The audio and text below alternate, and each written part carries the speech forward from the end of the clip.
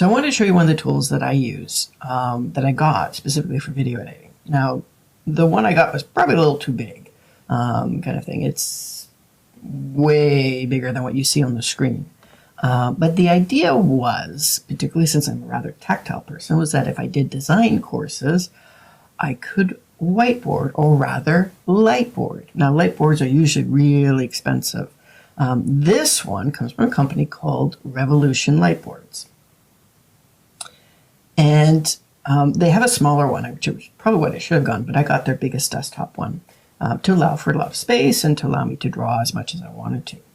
Now, there's a couple of marker types that you can choose. I have my Expo Neons, or you can choose the Quartet Wet markers. I'm going to draw a couple of lines and erase them just so you can see what they look like. These are the wet ones. So that's actually a green, believe it or not. It comes out kind of bluish. That's kind of yellow. Theoretically, it comes out kind of green. I love this. That's blue, which comes out really neon blue. And then I'll put pink on top, and that's the pink.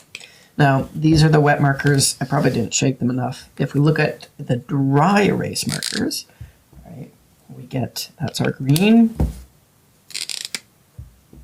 our orange, our blue that comes out kind of purple, and then we have a yellow, which comes out kind of greenish, and then pink, which comes out rather pink.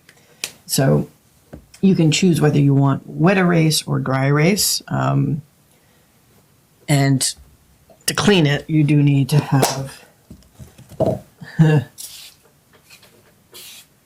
a glass cleaner with a good cloth. All right. So now, to use one of these things, one of the things I did, you can't see them, but I've actually got a mark right here and a mark right here to show me the edges. So I know that if I'm drawing, I can draw within here. So let's pretend, let's say I'm talking about horizon cloud running on top of Azure, as an example, kind of thing. So I will probably just use 4 of my dry erase markers because I prefer them. As I said, I'm rather tactile, right? So horizon cloud, or omniscient horizon cloud, as we would call it today.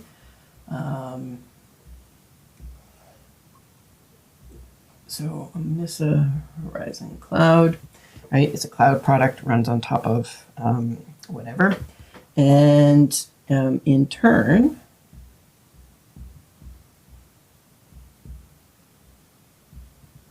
it connects to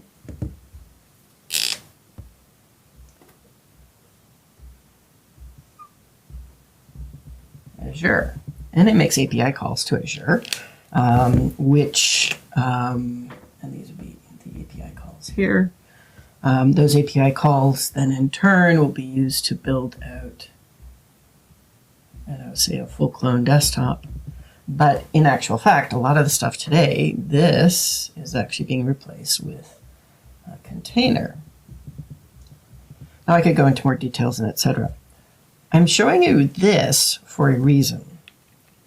When I do this video, I'm actually going to reverse it so that the text that I'm writing actually appears normal, right? That's actually one of the nice things with this, is that you can actually record it. You can take your time, draw what you want, speed up the drawing, and be able to have, make it look like you were writing in the way that people want it. And that's actually one of the things I like about it, but it's not cheap. This particular one, when I bought it, which was in the early part of the pandemic, if I remember correctly, it ran, back then, it was about $1,600 US, right? Which isn't bad. I mean, it's a small company that makes these. They have really good support, really excellent shipping. I was impressed. This glass is pristine, kind of thing. Now you could, you can't see it, but it actually has little arms on it. You could, screw it down to a desk if you wanted to. I'm actually sitting right now, which makes it nice. It's helpful for my back because standing too much can be too much of a challenge. But it makes it, more traditional. So when you think of whiteboarding a design, a proof of concept, whatever it is, this can be really helpful, right? And particularly for recorded videos. I don't think I would use this for, say, the day-to-day Zoom or what have you. But it is a nifty tool, and if you are going to be doing recorded videos, right, maybe you're making your own channel, you're posting videos to, say, Coursera or Pluralsight or something similar, then something like this can sort of, increase the awareness. Now, important thing, I'm going to disappear for a second. Hang on. Poof, I'm back. Now, notice something about my shirt, right? This is probably, like, I'm recording this right now in real time. It appears as proper, normal text on the video. But when I reverse the video, this will be reversed. So when you're recording with something like this, your shirt that you're wearing, no logos, no text, right? Plain as possible. I choose a bright blue shirt because all my colleagues, Joe and Joel and Matt and Tim and Brian all said, oh, that looks best on you. I don't know. We'll see. The blue background works really well because I have a black wall that I usually record against. So, it's a neat little tool. So if it's something that you think that you might do, if you're going to be doing video recordings and you're going to be, say, doing design, this can be a nifty tool where you can talk about design and whiteboard it as if you were at a customer site. No different than anything else that you did, right? So I hope this has been helpful. I hope you actually take a look at it. I do recommend Revolution Lightboards. This particular one's gotten a little finicky over the years. If I adjust, there's two lights, you can't see them. There's one that goes on me. That's this light here, right? Can't see me anymore. And I can adjust it so that the text appears stronger or make it really bright. Part of the reason why I make it really bright is that I have objects that are in front of the camera that I don't want to reflect on the glass. There is another light, I will turn this one down, and that's what's causing the writing to appear neon. It sends light through the glass itself. It's a blue light, so it makes the text sort of neon.